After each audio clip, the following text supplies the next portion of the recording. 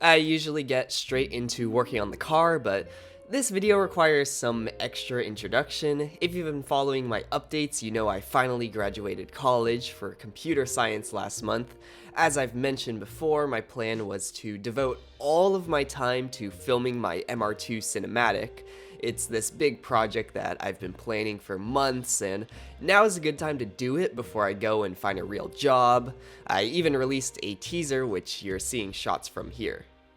After about 2 weeks of filming, I was just 4 nights away from finishing. Now, obviously with COVID, I've been careful to wear a mask and keep distance when I can, which is fairly easy with the nature of this all being outdoors, and luckily we ran into no issues regarding that.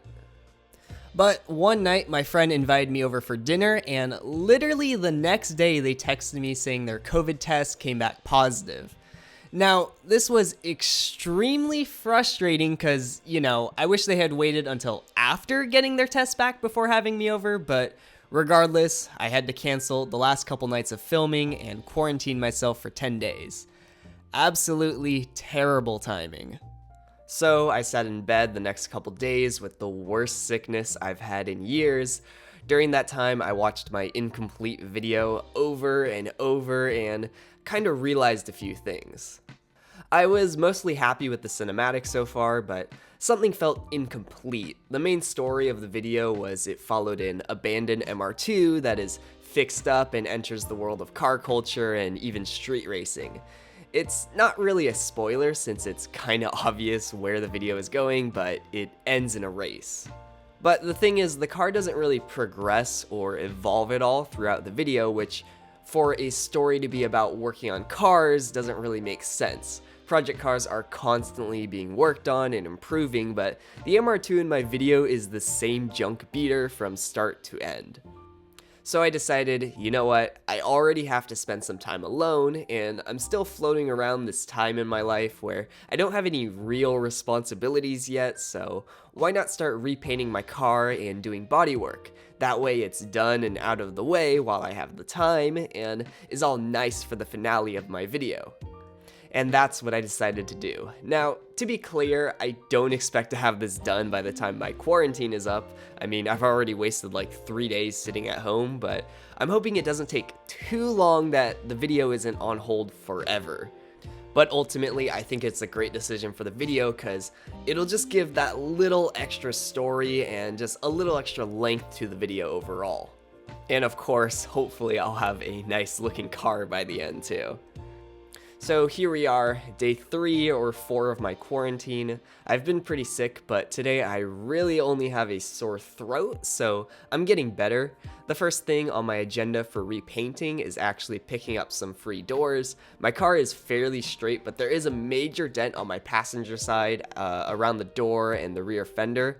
Now, I have to fix the rear fender, but Will, a viewer of the series, has very graciously decided to donate a spare set of red doors he had. I just have to pick them up, which I have to admit is a bit of a task since he lives on the complete opposite end of the state as me, so it's an 8-hour round trip, but for free, I mean, I can't complain at all. I'd drive even further if I had to. I'm taking my MR2 down to my parents' house, which is on the way, and then I'm going to take their bigger car to get the doors. I considered actually just straight removing my doors Jeep style and mounting the new ones on when I get there. That way I can just take my car the whole way, but considering the length of the drive and that I'm still sick, it probably wouldn't be a good idea. Just got the doors. I can tell they've been sitting out for a long time because I had to kill like 6 or 5 huge spiders before I could carry them. It's almost as if Will is trying to kill me or something.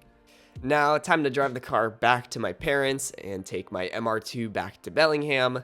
Then my dad will just bring them up to our garage in Darrington next time he goes. It's the next day, I'm in Darrington, and it's finally time to start actually sanding. I even got the PT Cruiser to keep me company.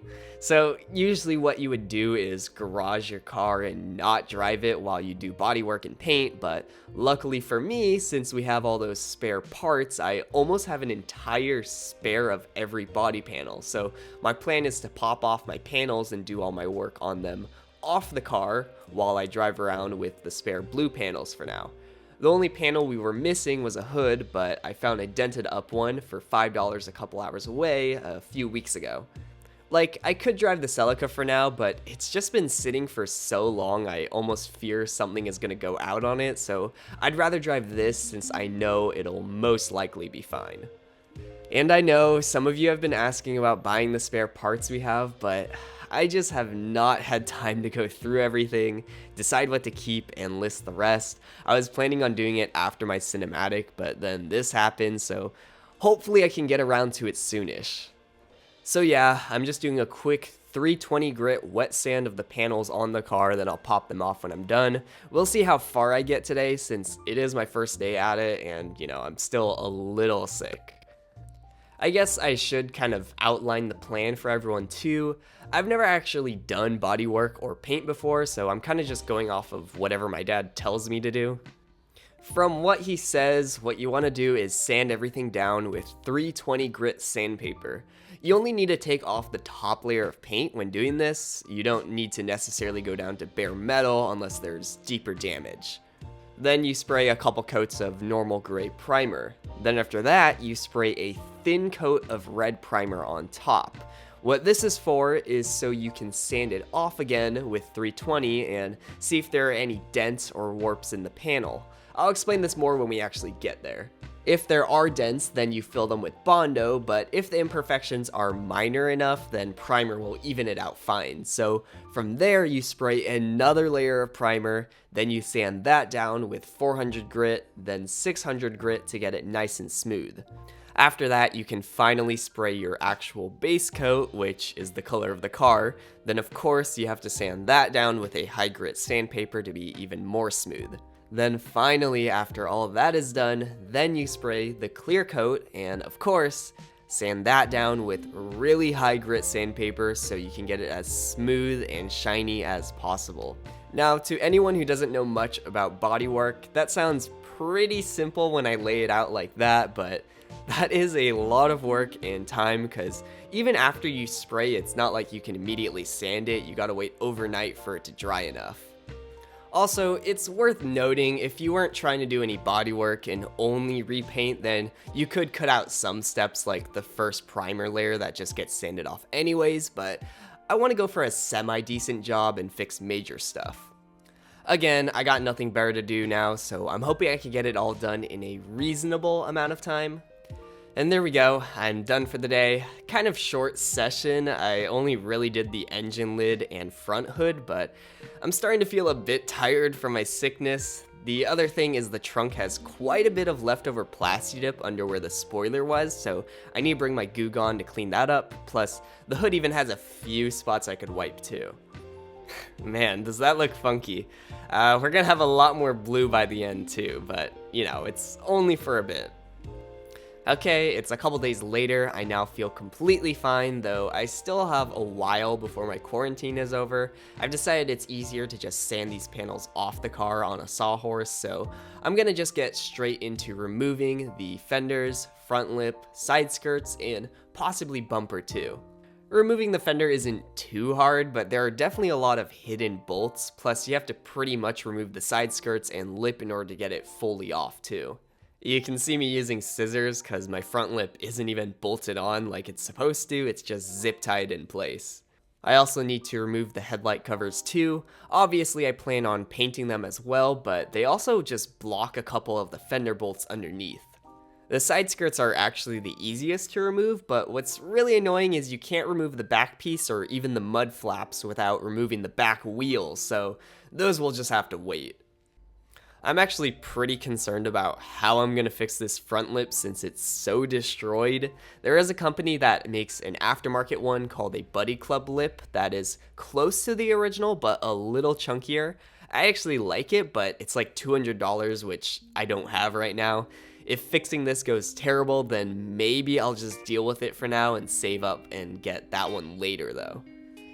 Okay, so I tried to remove my bumper because we do have a spare as well, but I've decided to just leave it on the car. As you can see here, it's held in place with these nuts, but I just snapped two of them trying to get it off. Now, that's not enough to have ruined the bumper, but I should just stop before I completely screw myself over. I'll just have to sand and paint this on the car later. These fenders are a bit banged up and just line up terribly on my car. I don't know if it's because they're from a Mark 1A or because they're just warped. You can see the top ones line up okay, decent, but this one is clearly off, and the one way down under the headlight is way off too. Now, admittedly, I don't really care. As long as I can get half of the bolts back in, that should be plenty to keep the fender attached to the car without falling off. At least temporarily while I do this paint job. Okay, a weird thing I've never noticed until now is that you can see this is what under the headlight is supposed to look like. Then on my driver's side, I'm missing the plastic cover underneath. Like, I have the wheel well, but not this little extra piece. Not a big deal, maybe messes with the aerodynamics a tiny bit, but I'll probably be on the lookout for a new piece eventually. Wow, what a beauty. I call this my drift car body kit, very S13-like. Man, I cannot believe I'm going to be driving this around. My neighbors in Bellingham are going to be so confused what happened. Now to remove my C-pillar trim. To anyone who owns an MR2, you know this is one of the rarest parts of the car because the nuts inside them always snap, cause them to break apart and fall off. Luckily mine is intact but has always been missing half of the screws. There is someone online that 3D prints replacement tab nuts that you can glue in place. I actually ordered some, so I plan on repairing mine. Okay, so I managed to remove the driver's side screws. The tabs pretty much broke as I did it, but the passenger side is really weird. The top screw just spins endlessly. I lifted the trim up as far as I could, and I was able to see what looked like hot glue where the tab was, so my guess is someone hot glued the tab in place. Then it came loose, so now the nut and screw are just spinning freely together rather than staying in place and coming out. I have no idea what I'm gonna do about that, but I'll deal with it in another time. Okay, so I tried lifting the driver's side trim off and it would just not budge. I ended up having to very carefully but forcibly tug it off, and you can see here someone straight up cemented one of the tabs in place. I mean, geez, you gotta do what you gotta do, but it's just weird they used cement on one side but hot glue on the other. Thankfully, I didn't break the trim, but I'll have to scrape this stuff off now. I also now have my goo gone, so I can remove the tiny bits of Plasti-Dip and finish sanding my hood. The trunk lid had so much hard stuck-on Plasti-Dip, I just could not get it off with Goo Gone. I ended up trying mineral spirits and that just tore the crap off, so that is definitely my go-to for the rest of the panels now. Just give it a quick wipe and it's good. I've sanded the trunk lid down, but the last part is where the sticker goes. I've tried a few different things, but the only way I could get it off in the end is just straight up scraping it off with a screwdriver, then sanding the little remains. Now, I also have to do the same to the pinstripes on the fender. Okay, you may be wondering, why the heck am I repainting my car when I could be doing arguably more important things like rebuilding my engine or upgrading my suspension? Well, there's a couple reasons. The big one is cost. Rebuilding an engine can cost anywhere from $1,000 to $2,000 depending how bad it is, and even if I were to get all new suspension parts, it'd end up being around $1,000 as well, possibly more depending what I get. I'm doing a very budget paint job with just sandpaper, Bondo, and a couple gallons of dupli color paints to load in my dad's spray gun. I'm thinking it'll be under $500 for everything. But the other thing is, I'm honestly just getting a bit tired of driving such a terrible looking car. I mean, I haven't owned a decent looking car in years, and as a car guy, my car is something I want to be proud of. Like, I love to talk about my MR2 and show it to people, but I don't really have a lot of car friends, so when the average person sees this, it just looks like I'm obsessed with a piece of junk.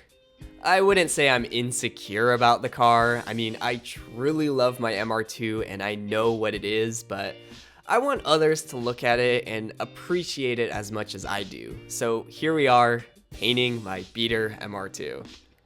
I got the panels all ready, but the driver's side fender has some really weird stuff going on. It was definitely repainted very poorly at some point and has some dents in it, as well as this chipping part, so I'm gonna skip this panel for now because I have to grind this part to metal and also repair the other damage. I also need to cover the inside of the engine lid so I don't get overspray through the vents. So again, I've never painted before or even used a spray gun, so my dad is going to do the first panel and just show me everything. The last thing to do before painting is to wipe the panel down with degreaser to make sure it's all clean. My dad quickly just busted out the primer. I was busy paying attention so I didn't film it, but you'll see me do it tomorrow on the other panels. Okay, he also did the red primer as well. This stuff we are just spraying from a can because it gets sanded off anyways, and it's just easier and quicker than getting the spray gun cleaned and loaded up again. But yeah, first panel has its first couple coats of primer on. Small step, hopefully I can recreate the process tomorrow on the other panels. The last thing I want to do for the night is mess with these doors. I need to figure out how to remove the mirrors and handle.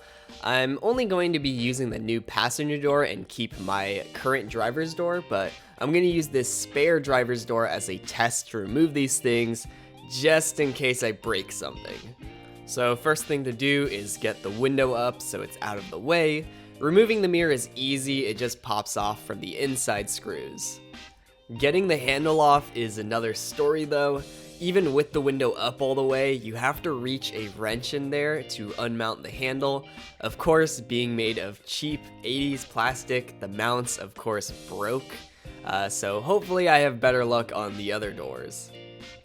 The really hard part is getting the cables disconnected. There are two, one for the handle and one for the lock.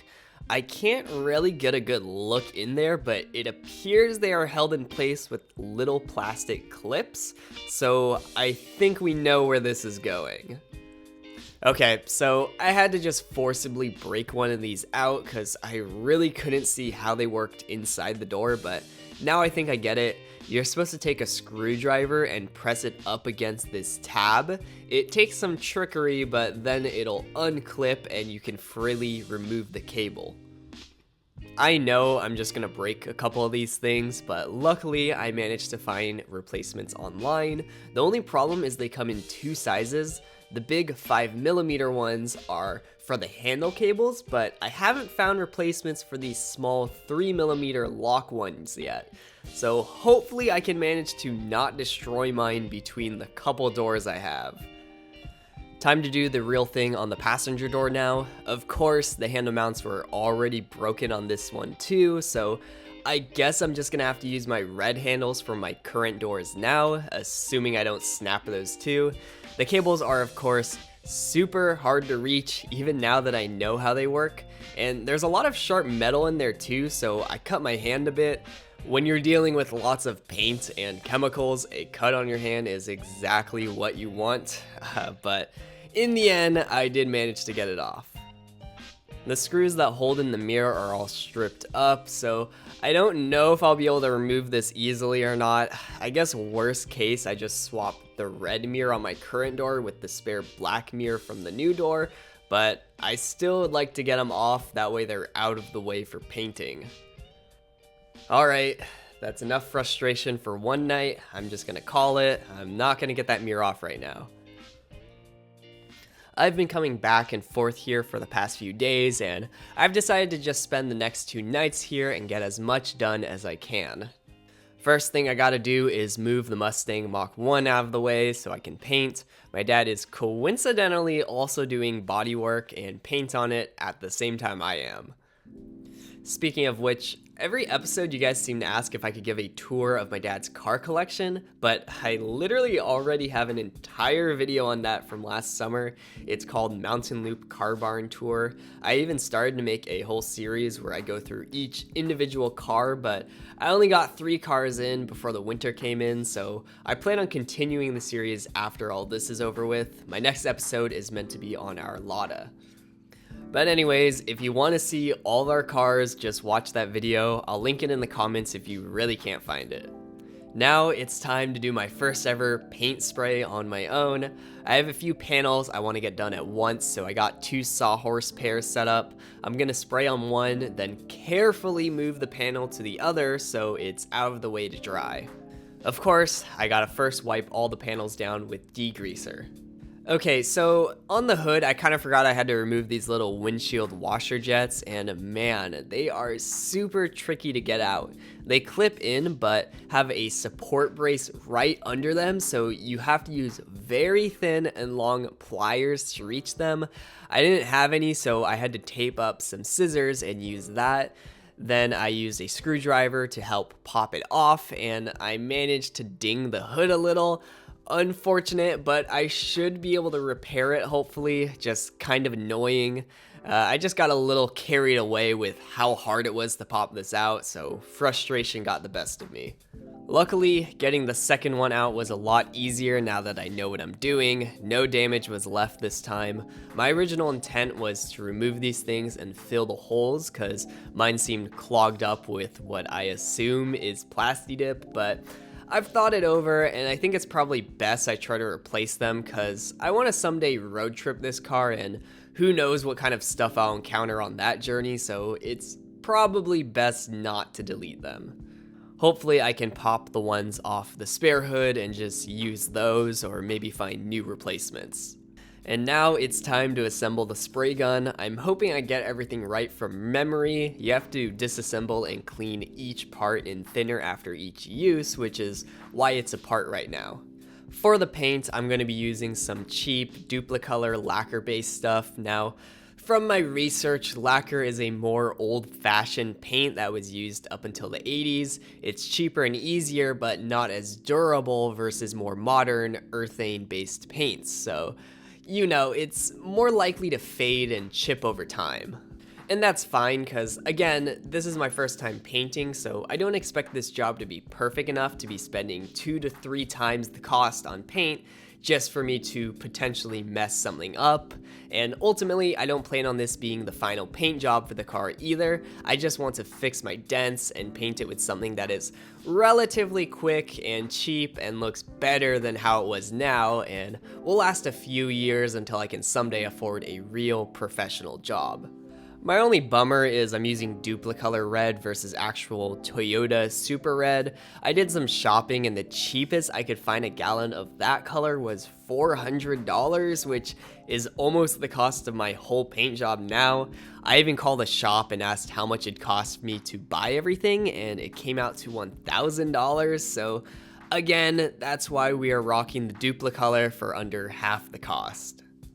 As you can see, my spray technique isn't the best. At least, it isn't as effortless as my dad made it look. I definitely was second guessing myself each spray and readjusting my technique or the settings on the gun. I also had to refill the gun a couple times.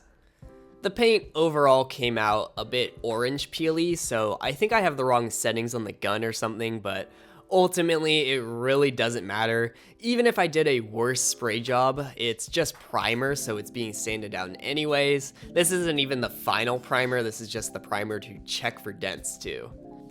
So it's okay, I kind of experiment and do some weird stuff for now. Again, I of course have to spray my red primer on too. This I did even worse, but it really just has to be a thin layer and shouldn't even remain on the panel after sanding. And there we go, done spraying my first few panels. I know it's just primer, but even that looks so much nicer than my car was. Like, I can mount those on and I would technically accomplish my goal of a better paint job. The hood though, you can kind of see I messed up the red primer, just mainly because it's so big, but again, who cares? When in doubt, sand it out. I mean, you can spray the worst and most uneven primer job, and as long as you covered everything, you can just sand and smooth it out in the end. Time for my early dinner now, while I wait for the panels to dry to move. Day 1 of 3 isn't even over yet, and I am already tired. I've noticed a couple strange panels on my car, the driver fender, lip, and these 2 valences that go above the front lip all seem to have been repainted at some point. They all have this strange red paint and yellow primer underneath, but this paint is unlike normal paint on the car because it doesn't sand off very easily. It's almost like some weird Plasti-Dip spray paint hybrid. It takes a lot of work to get this stuff off, like sandpaper gums up when I sand it, and mineral spirits wipes it off, but only very slowly. Luckily, it seems to only be on these pieces though. These valences also have a tiny bit of surface rust where the screw holes are, so I will have to grind those areas down before I can paint them. I removed the rubbing stripe on the door, which wasn't too hard, but it did leave behind a lot of crusty residue. Again, I'm using the spare door because mine is dented, but this new door has a ton of stripe decals on it, which, as you know, the only way I've found to remove decals is by slowly scraping them off with a screwdriver. That is going to take absolutely forever with how many there are and how long they are. So I'm gonna have to find a better way to remove this stuff, because it'd almost be better to just repair my dent than have to take all of these things off. Well, just my luck. I went to the gas station just 2 blocks away to get some water since, you know, I'm sleeping here. And when I pulled out of the gas station, I immediately got pulled over. At first I was like, shoot, I must have been going like 30 and a 25. Then I was thinking maybe my taillight went out or something minor. But then the officer told me I ran a stop sign at the gas station. I have to admit, I did not expect that at all. I didn't even know what to say to him. I mean, the gas station is on the corner of the intersection. I would have been pretty much stopped when I pulled out of the gas station. The funny thing is, he said I could have hit someone. Disregarding how slow I would have been going after pulling out, I almost guarantee me and him made up half of the cars out on the road in the entire town at the moment. Like, Darrington is like 4 by 4 blocks big and in the middle of nowhere. But regardless of how dumb I think it is, in the end I still got a $140 ticket, and that sucks. I mean, that's almost half the cost of my entire paint job, and while I'm painting my car and finishing my cinematic, I'm just living off of savings and spare cash doing work for my dad. Like, I just graduated, but I don't have a job yet. This throws a huge wrench in my plans. You know, it's one of those things, like, I probably didn't completely stop, but it's so minor and so dumb that it just boils down to bad luck for being ticketed for it, like in Darrington of all places too. It's now day 2 of 3. I slept off my frustration from my ticket, and really all I can do is just pay it and live even more frugal than I already am. If I gotta eat ramen and bananas for every meal until this paint job is done, then that's what I gotta do. It's not like I can just stop now while my car looks like this. But anyways, I've tried a few different things for these door decals, but the only thing I've found that actually works is just straight up grinding them off with a drill. The drill shouldn't damage the panel at all, but will cut through to the metal, so I will have to prep it a bit more before priming, plus it may need extra primer to even out. My dad and I also tried a couple ideas for getting this stuck C-pillar screw off, and like the decals, I just had to resort to pure force. I'm filing the screw head off so that I should be able to just pop the trim piece off. To anyone who owns an MR2 and knows how rare and fragile these C-pillar trim pieces are, this probably looks so ridiculous. Now, I've actually heard Tools R Us, an MR2 parts seller, is working to make reproduction C-pillar trim pieces, but there hasn't been any time frame or even price announced yet to my knowledge, so though I could just snap mine off and wait for those to come out, I really would rather try to save mine and not be left waiting for who knows how long for theirs to come out. Again, I also have 3D printed tab repair kit that I plan on using too. After all that work and stress, I managed to get all my C-pillar trim off. Luckily, no major damage other than the already broken tabs and a slight chip in my passenger side one where we had to file, but not bad at all. Okay, so here you can see the hot glue, and then this one there's more hot glue, but down here they decided to mix it up, I guess, and use putty. Again, even weirder is the other side has this black cement too. Like, they really tried 3 different solutions for remounting these things, and they all still sucked. I've decided to donate my visor to my dad's Mercury Capri in the meantime. I think it fits nicely. So one thing I've wanted to do is remove this spoiler brake light. First of all, I need to remove it for painting, but also some MR2s don't even have these, and I'd like to just delete it because it's kind of ugly and I seem to be missing the wires it even hooks up to, so it doesn't even do anything. Only issue is the screws are of course super tight. We tried an impact screwdriver and still couldn't get it off. It even ended up cracking the housing too. So we'll have to figure something else out for that, I guess. Now it's time to sand off the red primer with 320 grit and see if there are any dings or warps to fix. So the idea is, when you sand this off with a flat sanding block, if you have any spots with red primer left, then that means you have a low spot, and if there are any spots you sand and cut to metal, then you have a high spot. Here you can see it's not bad at all. I got some high spots along the edges, but that makes sense. Now that the panel is good, I gotta spray primer on it one more time, which I will sand down with finer sandpaper to smoothen, then the base coat can finally be sprayed on. As you can see, my dad just painted his hood as well. So on my hood, I've decided to remove the emblem badge and fill the holes where it went. I just honestly have felt like the badge didn't really match the car at all. It feels more 70s American than 80s Japanese, plus mine is all worn out too anyways.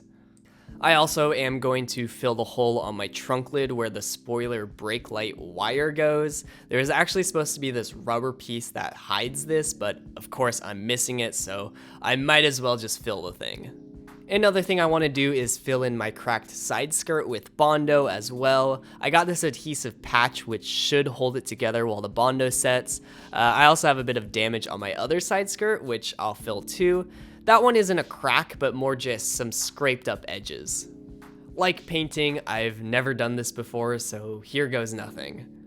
Well, that went pretty terrible. The trunk hole was really big, so the Bondo just kept falling through. I just had to keep putting more until it eventually was thick enough to hold itself, so I got this clump of Bondo over the hole. You can see the same thing pretty much happened to the hood too. I also used way too big of a putty knife, so it just got everywhere. The other side skirt also just turned into a clumped up mess. My dad took one look at my Bondo jobs and said I did terrible. He said I overworked it and he'll show me how to do it next time. In the end though, like anything bodywork, I've learned you really can't mess up anything that bad. Like, really all you have to do is just sand it off in the end. The last thing I'm gonna do tonight is sand the red primer on these last couple panels. I'm not gonna lie, I'm starting to question the importance of this red primer and sanding it down just to spray more primer on again. Like, my original intent was to repair my major dent and do a fairly quick paint job so I could just get on with my other things, but my dad is having me go for perfection. In the end, I know my dad is right, and can I really complain if it'll all look way nicer when it's done? I mean, my main concern at this point is it just taking so long I lose interest in filming my cinematic. I mean, also it's not like I can just stop now. I gotta finish this paint job or my car is gonna continue to look even more terrible than before I started. Finished sanding the fender. As you can see, this one is pretty much fine. Some variation, but that's more just because it's a curved surface. My headlight housing, you can clearly see there's some weird stuff going on. Like, you can clearly feel this low point where it was dented in. Even here you can feel where it's warped and has a low spot too, so I'll have to spread some Bondo over these to smooth things out.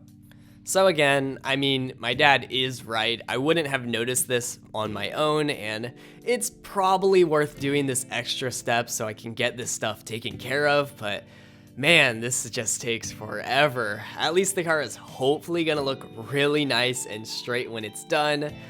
Just a shame I'm gonna be using such cheap paint though. It's now day 3 of 3. I'm admittedly a little more behind than I wanted to be for this trip. I even considered staying another night, but I am so exhausted. I really need a day off to go home and relax before coming back. Now that the Bondo has all sat overnight, I can wet sand it down and see how well I did. I'm just going to use 220 grit, just a little tougher than my other 320. And honestly, the side skirt crack filled in nicely. I think it'll look much nicer and smoother once it's painted than before. I'm also using 220 on the thick clump on my trunk lid, but I am going to be light with it and be careful to switch to 320 once most of the Bondo is sanded off. I mainly just don't want to cut through all of the primer and then have to respray this area with more primer and red primer and pretty much start over. Luckily, I was able to get it pretty good, so I'll just keep on with 320 and sand the rest of the panel like normal. My trunk is also very smooth. Again, just some high spots along the edges and a little over where the decal used to be. Even my Bondo job came out way smoother than I expected after I sanded it down, so thankfully I won't have to respray it and I can just do a normal final primer spray when I'm ready. I also sanded the hood emblem area, and again, I'm impressed with how smooth I could get it without cutting too far. So, like I said, you can do a pretty terrible job with painting or even Bondo, and as long as you sand it enough, it'll be fine. Now, of course, one messed up part of the hood is where the washer jet used to be since I dinged it, so I will have to get some Bondo on that to smooth it out. My dad will do it this time though. Also, the other side skirt could use some more Bondo. I sanded it down and it's better, but it could use some more to get that real edge back to it. As I mentioned before, the driver fender has been left alone because it has some obvious dents in it, but my dad took a hammer to it and straightened it out a bit, so you can see it's still a bit wavy now, and even the wheel arch has some weirdness to it, so those will be Bondoed next too. The one other Bondo job is my front lip, since it's just completely torn apart, but we are gonna hold off on that for now because it just has some of that weird respray on it that's impossible to sand off, so I gotta keep working at it so it can be as smooth as possible before we do anything else. But man, it's just impossible to get. I'm really curious how this part will come out in the end. My dad just laid on some Bondo to the panels. I mean, just look how much better of a job he did. He did it so effortlessly in like 1 or 2 swipes too. So I gotta wait for these to dry and I'll sand them off to hopefully perfection. It's not too late in the day, but I think I'm just gonna call it and start cleaning up and head home. I just am way too tired to keep going, but hopefully after a couple days off, I can come back and bust out another few days of sanding and painting. I hope by the end of next session, I have all of these panels with their last coat of primer done and ready for base coat. That'd be about half the car primed and ready to go. Also, this is the rag I've been using to wipe off all the sanded off paint. Just look how permanently ruined this thing is. No matter how many times I rinse and squeeze it, there's just an endless amount of red that just keeps coming out of it. I've been officially done with my COVID quarantine for a couple days now, and this paint job is definitely going a bit slower than I expected. I didn't think it'd be quick, but this is still going to take longer than I planned. I mean, it's insane how long each little step takes and how exhausting it all is. Do I regret doing this in the middle of filming my cinematic and postponing it?